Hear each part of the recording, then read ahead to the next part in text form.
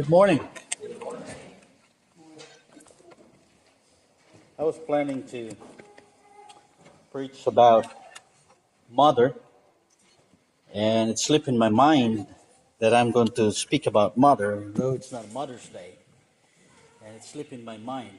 So I might preach next Sunday about mothers.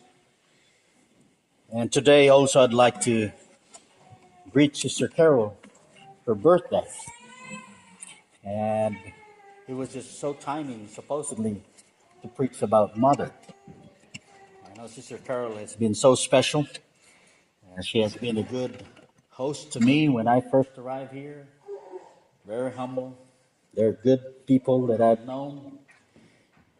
She was just like my mother, and I really appreciate that. And I'd like to greet Sister Carol on her birthday. The lesson that I have prepared is about the heart.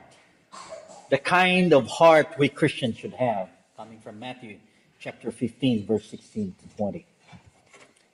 If you look at our society today, our society is so obsessed with physical appearance.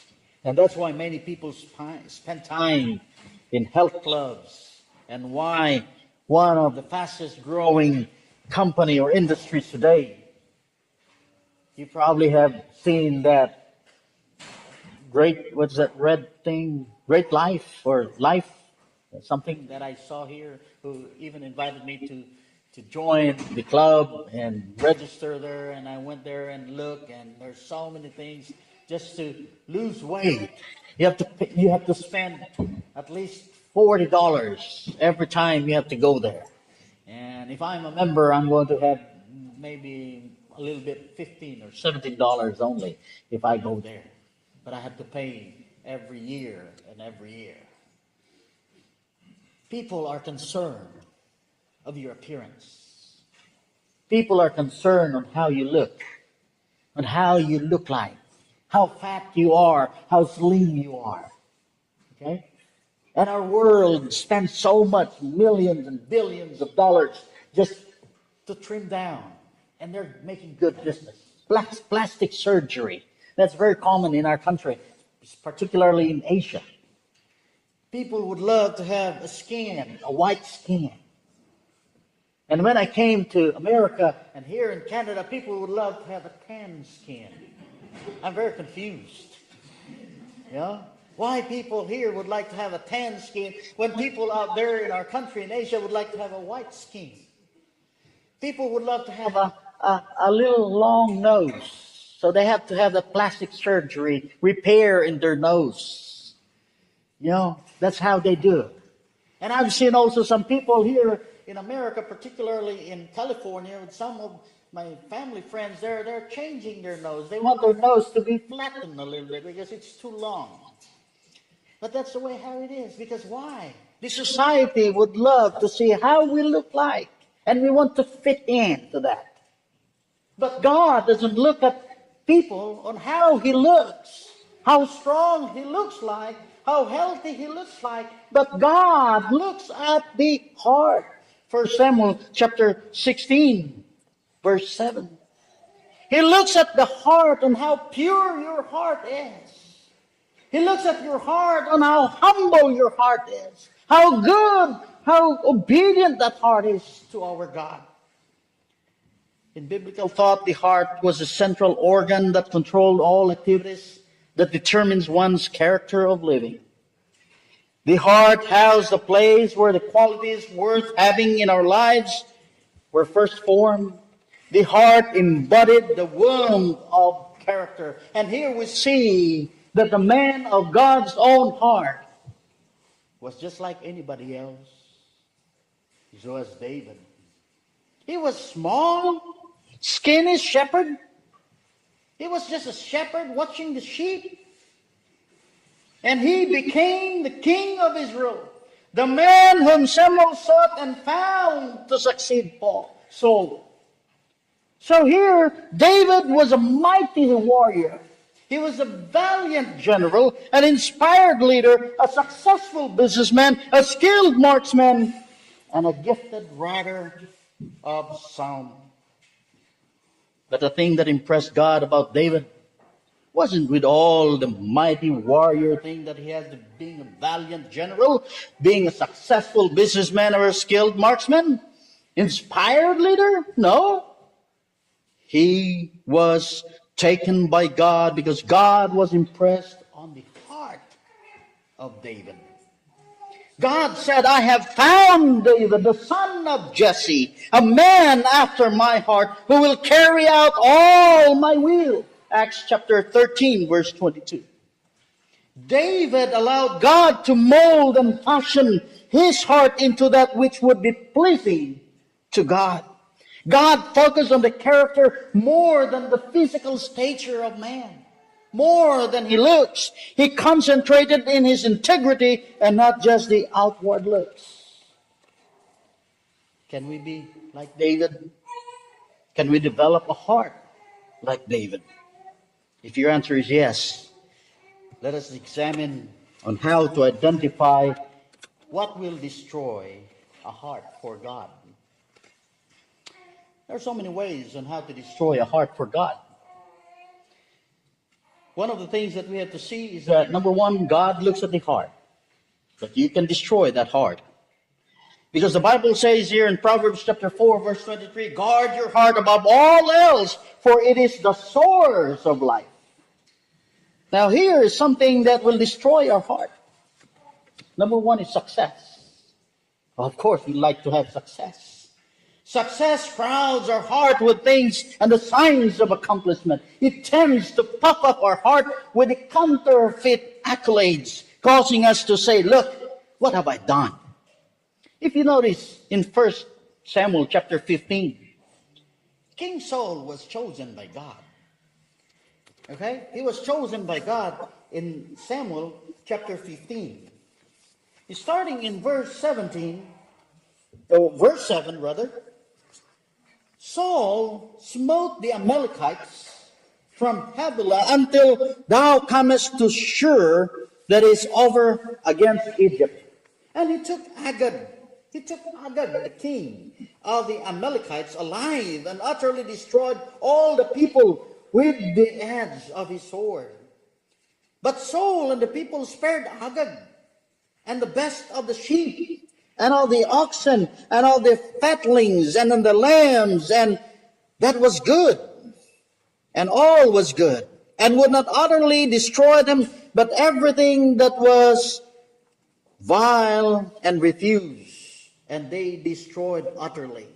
Then came the word of the Lord unto Samuel, saying, this is the word. It repenteth me that I have set up Saul to be king. For he turned back from following me, and hath not performed my commandments. And it grieved Samuel, and he cried unto the Lord all night. Success is something that we see here coming from Saul. It could be, well, we can be successful, but our heart should be there for God. The success of Saul has made him forget God. And his heart wasn't with God.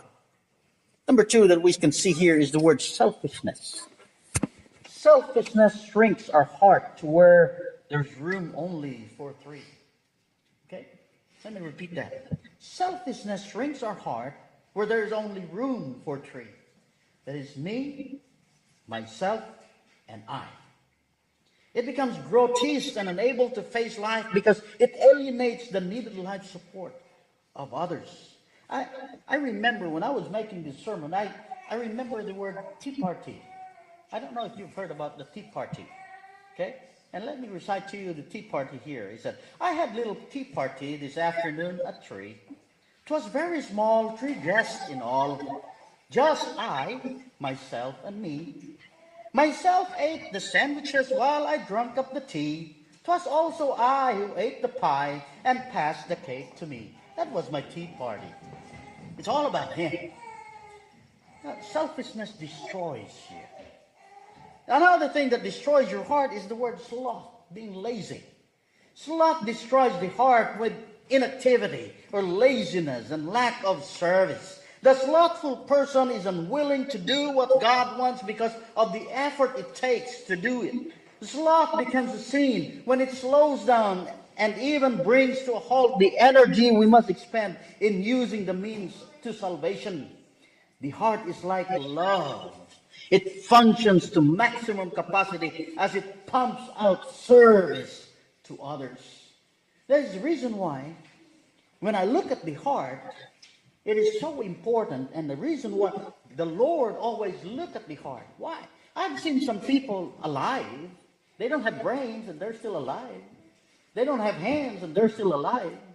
They probably don't have kidney and they use machine and they can still be alive. But if you lose your heart, there's no way that you can live. I don't know. Maybe there might be some technologies they have done today that they can make some artificial heart. But the heart is so important for the Lord, for God.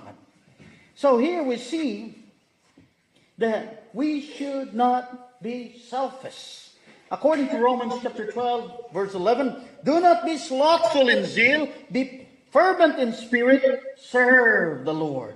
Proverbs chapter 19, verse 15, slothfulness cast into a deep sleep, and an idle person will suffer hunger.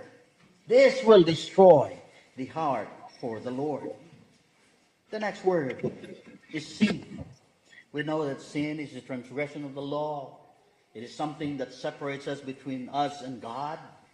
Sin hardens the heart to the things that really matter in life. When we commit sin, we learn to like sin. We keep on doing sin. We hide sin and make everything okay, as if like nothing has happened. That's how sin works. The heart becomes blackened like a chain smoker lungs as it's separated from its life source, separate from God himself. In 1 John chapter 3, verse 4, everyone who sins breaks the law. In fact, sin is lawlessness. 1 John chapter 3, verse 8, he that committed sin is of the devil. For the devil sinned from the beginning. For this purpose the Son of God was manifested that he might destroy the works of the devil. So we have success, we have selfishness, we have slothfulness and sin. Number 4, stress. I don't know about stress. I have experienced some stress for the past few weeks. Stress, I don't know if you have experienced stress. How stress can destroy you. You know, I have some problem with my stiff neck, and every time I get so stressed, the more I feel the pain. Probably, I don't know, it's psychologically or something, but stress. Stress breaks the heart by placing unnecessary demands on it. The heart trembles under the pressure. It fails to recognize the power that has been much available to prevent anxiety. Its destructive force is a disease that must be held in check. Pretend that you are in a doctor's office for a heart examination. Would any of these heart diseases be detected? Are any of these diseases keeping you from living for God? Are they negatively influencing your character? So here we can see how can be relieved from this stress. It's all in the mind, somewhat. You know, I kind of feel stressed that, I miss my grandchildren, I miss my children. That's so stressful. But when you pray, when you sing, everything is relieved. Everything is okay. With the hope that everything will be okay. With the hope that we one day will be seeing our God. Everything will just pay everything. Everything will be okay. That's how it is. Would you be so stressful sometimes? You look at yourself, I'm not anymore young. I'm getting old. There's something wrong, you know. That could be stressful, right? But let me direct your mind. Don't be stressful about that. One day you will be seeing your master. You will be at home. You will be in heaven. You will be with God. There will be no more pain. There will be no more weeping. There will be no more sorrows. All will be paid off. And that's something that relieves you from stress. Some people are so stressed because they don't have money. Well, there are times that I think about finances, sometimes we get stressed. If I look at myself and compare my life to Bill Gates, oh, that's so stressful. Right? But if I look at my life and look at those people out there in the street, hey, do you have some dollar? Do you have some quarter? Do you have, I could only see the kind of life they have. I was so privileged and so fortunate to be able to join Brother and Sister Carol and my wife in the food bank. And I saw people in line just to have food. And some people are there looking for food. Some people do not mind if there's expiry date in the food that they get. They just put everything. And wow, they're so happy to have food. I saw also people that, no, he just only chooses anything that he likes. Well, I don't know, whatever he is. So that is his prerogative. I could say, wow, how beautiful our life is rather than being there in line to have food. Are we not more fortunate that we were able to give food? I felt so happy after that I see people happy, leaving the place happy that they have food. The stress is removed, relieved. And that's the reason why, how we develop our heart. Get out from those stress. Those are destructive. Number 2 that we have to see here, how to develop a heart. David, just like you, as I've said a while ago, is not perfect. Though he was the man of God's own heart. But he was successful as a warrior, as a soldier, as a fighter. He was successful. He has all the success that he has. Saul has killed his thousands, but David has his tens of thousands that he had killed in a war. But one thing that we see here coming from David is that he was humble. He was humble in spite of his success. We learn from David that the one can be successful and still have a heart for God. Some people forget God because of their success. The antidote is humility. Humility is not lowliness to be humiliated or to be abased. One does not have to be a doormat to humankind to be humble.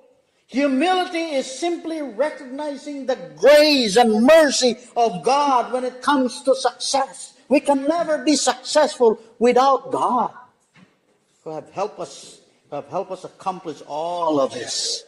Humility recognizes where these things come from. So here we have a good man that we can see. Number 2 that we see coming from the heart of David is that he was mindful of the shepherd. He was mindful of the Creator. He was mindful of the God. The antidote for selfishness is the exaltation of God. Some people, when they are successful, they never think of God. I've seen a friend. He was a good friend. I was a good friend. But after he became successful, he doesn't even remember me anymore. Can you imagine that? I've seen some people, they have been so good, you help them, and after a while they've been successful, they don't even remember you anymore. That's okay. Don't worry about that. We can still move on with our life. But that's the way how we see it. But we Christians should be mindful of the shepherd. So here, selfishness shrinks the heart. The exaltation of God expands the heart. It creates room for God. It dispels the unnecessary things in life. But if we've been so selfish, we can never remember God. In 2 Samuel chapter 21, verse 1, David inquired of the Lord. Notice that he inquired of the Lord. He worshipped and lifted up the name of the Lord. When we see in the life of David, when he worshipped God, Psalms 101 verse 3, he said, I will not set anything godless before my eyes. If you have studied the life of David, you haven't heard anything about David worshiping an idol, right? Oh yeah, he was not perfect. He was tempted. He got tempted and went with this adulterous relationship with Bathsheba and had the idea about murdering the husband Uriah. So he was just like anybody. He was not perfect. But one of the things that we see here is that he has that repentant heart. He prayed to God. He wept and prayed to God that he can be forgiven. He prayed to God that his son will be spared. And that's one thing that we can see coming from David. So the next attitude that we see here, brethren, is that be available of service. Having a good heart, be available of service. I remember when we were in the military, we come to the office and then we salute to our boss, to our commander, and we say, reporting for duty, sir. And the officer gives you responsibility to do. Now, David has that kind of attitude. After serving his own generation in God's plan, he fell asleep. Acts chapter 13, verse 36. He completed the task God had assigned him, and then he died. Who would want to stick around here after one had finished his assigned responsibility? The antidote for sloth is service.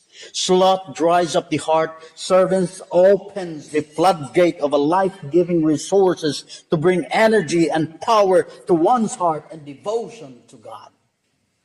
The reason why people do not want to serve God, the reason why people forget about God, they don't want to come to assembly, they don't want to worship God on the first day of the week.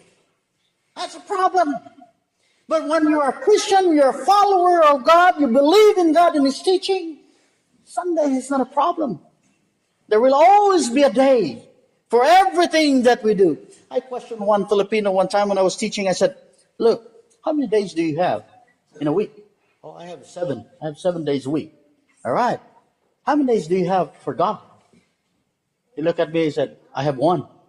How many hours do you have in that one day? 2, 3.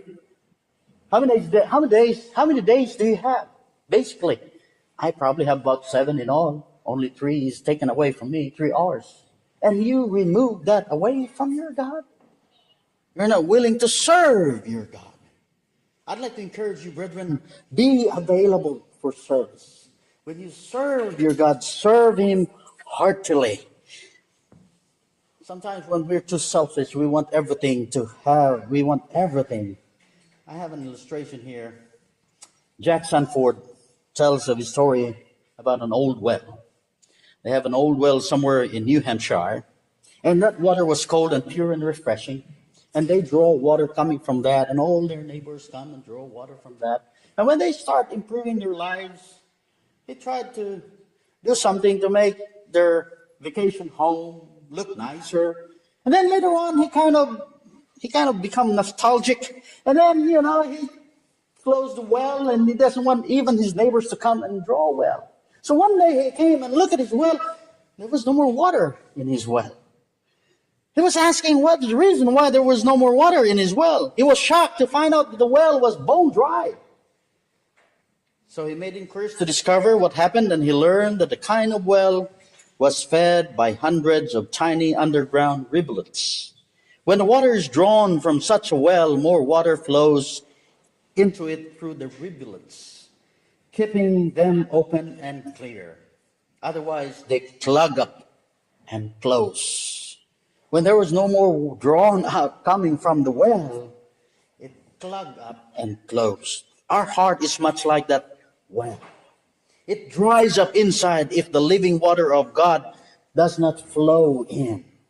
What makes the heart dry is not the absence of God's Spirit, but disuse. Unless we go often and regularly to the well, unless we give up ourselves in service, we will become dry and hollow.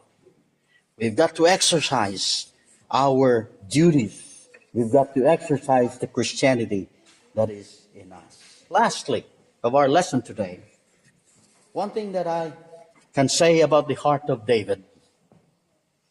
Notice that he was young. He was small. He was so small to fight a giant, Goliath. He doesn't have a sword a very long sword. He doesn't have a spear. He doesn't have all. All that he have are stones and that slingshot. Why? It's not the slingshot. It's not the stones. It's the trust that he has on God. So have that trust, have that heart, that trust on a God. So he trusted God and went and go and fight that giant. The giant was laughing at him. He was mocking him.